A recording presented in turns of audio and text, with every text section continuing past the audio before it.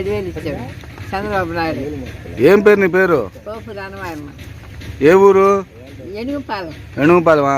ఎంత వచ్చినాయి అమ్మా డబ్బులు? 7,000. మీకు మామూలుగా పెన్షన్ ఎంత? ఇంతకుముందు 3,000, ఇప్పుడేమో 7,000. ఇవి వచ్చేది 4,000. పెన్షన్ 4,000, అంతకుముందు 3,000. మరి 7,000 ఎందుకు వచ్చినాయి? ఏదో వరకు ఇచ్చిన పర్వ ఇచ్చారేమో. ఎవరు ఇచ్చారా?